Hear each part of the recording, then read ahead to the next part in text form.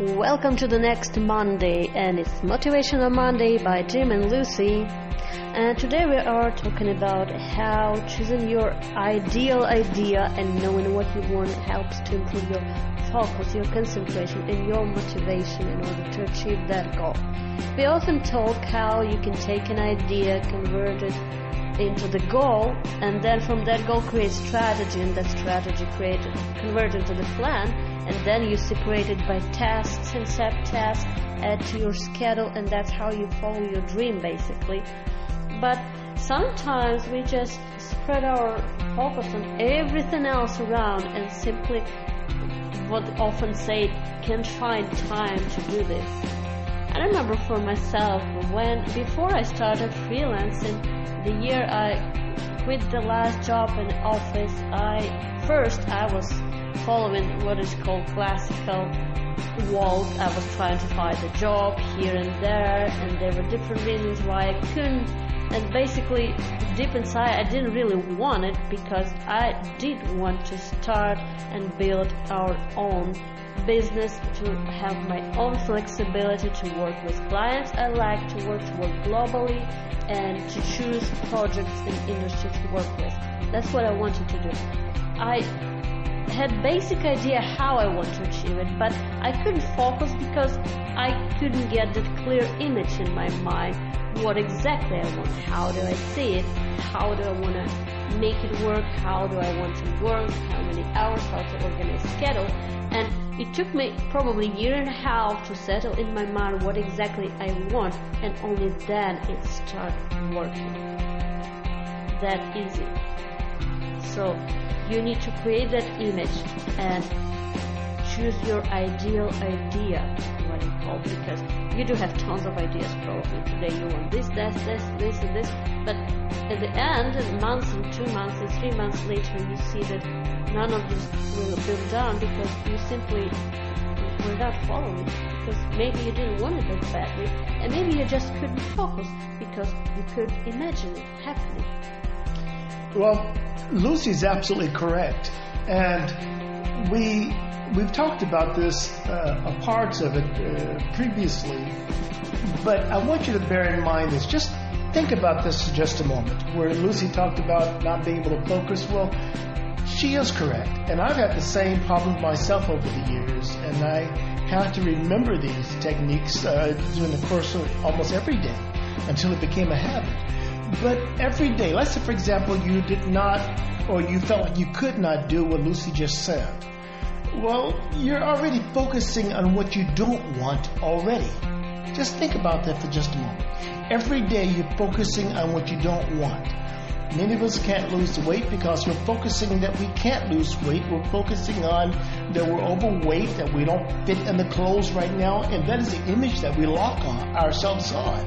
So then we overeat, or some of us focus on a bad relationship, and we focus on this aspect of it and that aspect of it, not that we're deserving, or not that we're worthy, not that we can get out of it, not that we can improve upon it.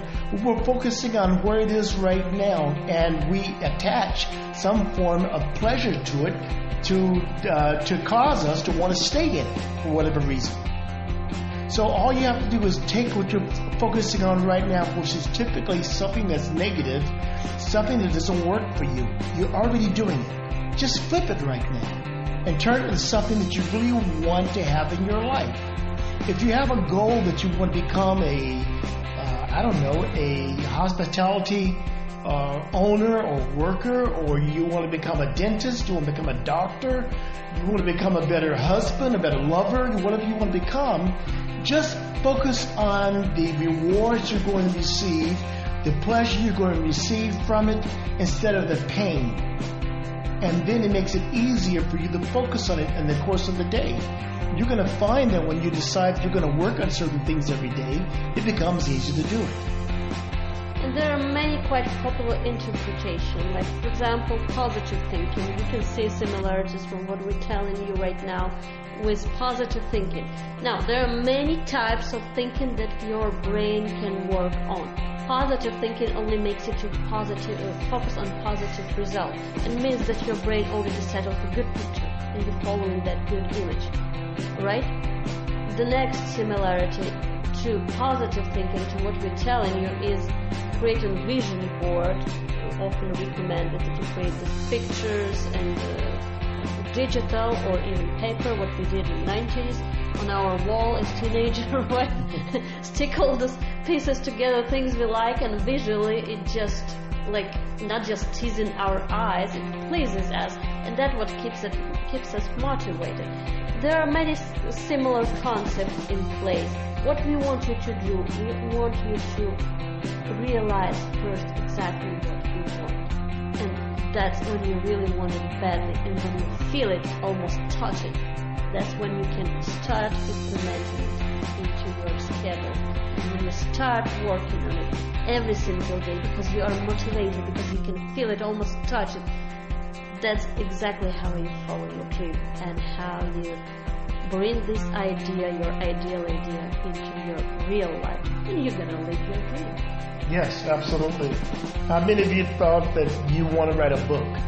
But you put it off, you put it off, you put it off, and you sit down at the computer and you can't come out with the first page, or even you can't even come out with the title of the book yet, or even what the book even means, or what you want to write. So you sit there and look at the computer, and then what do? You go out and you play some games, or you read something else, or do something else, or try to find an idea of something. But what you're doing is reinforcing why you can't do it. I remember Lucy recently encouraged me to write our first children's book about Sarah the snail, and we went for a walk one day, and it was raining, and then as I looked down just a few steps from our condo, I saw some refuse going down a drain, and I saw this little insect trying to crawl up on the embankment, and I thought about snails, and I thought about what world would this be like if it was to us being giants. It seems so different, but what would the world look like for an insect or a snail? And that's where the story came from. So what is it inside of you? If you go back and look at it right now, you'll see that you're thinking about all the negatives all the time, which makes it hard. So right now, reinforce it, change it with the positive, and you'll find the ideas flowing, and you'll find your concentration grow even more. Now, how it started was children's book. That was really interesting. Jim has tons of stories for every occasion, all the time, and he's really good with children. I mean, children just adore him. And once I just say, you know what, with all the stories and how good with kids you are, you just have to write the children's books. And he said, you know what, I always wanted to. So next thing I did, I kept reminding him, and then accidentally we just found an illustrator, and it all came to life. So opportunity just presented itself because we put that image in our brains. I put that image in his brain. Actually, she used a very big stick, okay? Ooh. Stick and carrot approach. She didn't use a carrot, she used a stick. You don't have to say it in public. So we want you to put your mind to it, find your idea, imagine it, feel it, smell it, touch it, and that's how you bring it to life. This is the week to do it. This is Monday, and this is exactly the week to do it. This is your motivation for this week. And send us message how it worked for you. And I do have very nice 1-hour productivity booster for you. You can find it and book 1 hour with me to work with you personally one-on-one. And you can find it on jimandlucywoods.com. I'm looking forward to it.